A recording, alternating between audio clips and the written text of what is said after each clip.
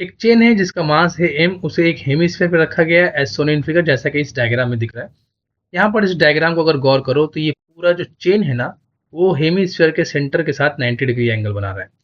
और इस पूरे चेन का मास तो m बोल चुका है क्वेश्चन में। पूछा जा रहा है कि पोटेंशियल एनर्जी क्या होगा इस पूरे चेन का। तो यहाँ पर समझो कि ये जो पार्ट है चेन का टुकड़ा जो सबसे लोवेस्ट है, इसका पोटेंशियल एनर्जी सबसे कम होगा, क्योंकि ये लगभग ग्राउंड को टच कर रहा है, तो इसका हाइट नहीं के बराबर है। लेकिन दूसरा वाला पार्ट जो है चेन का, उसका कुछ हाइट है, तो इसके पास कुछ पोटेंशियल एनर्जी होगा। इसके पास कुछ ज़्यादा होगा, इसके पास और ज़्यादा होगा। तो जैसे जैसे हम लोग ऊपर की तरफ जाएंगे हाइट इंक्रीज होगा, पोटेंशियल एनर्जी भी इंक्रीज होगा। तो इसलिए हम लोगों को पूरे चेन के हर टुकड़े का पोटेंशियल एनर्जी निकाल कर उसे सम करना पड़ेगा, तभी हम लोगों को पता चलेगा इस पूरे एम मास का पोटेंशियल एनर्जी है कितना। इसके लिए सबसे पहले हम लोग क्या करते हैं, एक छोटा सा डीएम मास का लेंथ कंसिडर कर लेते हैं। सपोज कर लो ये एक लेंथ मान लो जिसका मास है डीएम। ठीक है, चेन का एक टुकड़ा जिसका मास कितना है डीएम, और ये सेंटर के साथ कुछ एंगल बना रहा है। सपोज ये एंगल मान लेते हैं हम लोग, और डी थीटा एंगल मान लेते हैं। ठीक है, मान लो ये एंगल जो बन रहा है ये कितना एंगल है, डी थीटा। तो अब ये जो डीएम मास है, इसका जो लेंथ है आर्क, इस आर्क का लेंथ कितना होगा, तो आर्क इज इक्वल टू हम लोग जानते हैं रेडियस इंटू डी थीटा। क्योंकि ये रेडियस आर है, यहाँ भी लिख सकते हैं, यहाँ भी लिख सकते हैं, सब तो आर होगा। ओके, यहाँ तक हो गया। अब हम लोग ये निकालना चाहते हैं कि इस डीएम मास का एक अलग फॉर्म, जो कि एम के फॉर्म में आ जाए और थीटा के फॉर्म में आ जाए।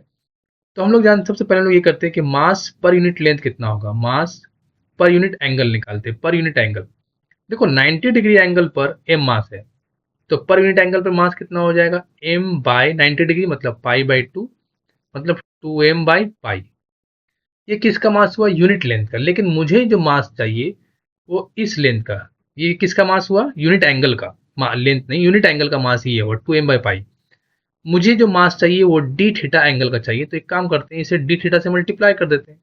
तो 2m by pi into D theta जब करेंगे तो ये किसका मास निकलेगा, इसी आर्क की लेंथ का, जिसका मास को हम लोगों ने डीएम मान रखा है। तो हम बोल सकते हैं कि डीएम इज इक्वल टू हो गया 2m by pi into D theta. अब पोटेंशियल एनर्जी के बारे में बात करते हैं। उसके निकालने के लिए मुझे हाइट चाहिए। सपोज कर लो ये हाइट जो है ग्राउंड से h है, और ये डीएम मास रेफरेंस के साथ एंगल बना रहा है थीटा।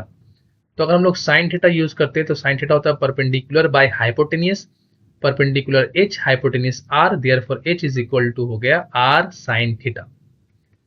ठीक है, अब यहाँ पर एक काम करते हैं, du, क्योंकि ये डीएम मास है तो इससे जो पोटेंशियल एनर्जी बनेगा उसे उसका नाम du रख लेते हैं। तो du is equal to M G H formula use होता है। तो m तो मेरा dm है, तो dm g और h। अब dm का फॉर्म हम लोगों ने बना रखा है 2m by pi, 2m by pi D theta, g को g छोड़ो, और h हम लोगों के पास आ चुका है r साइन थीटा।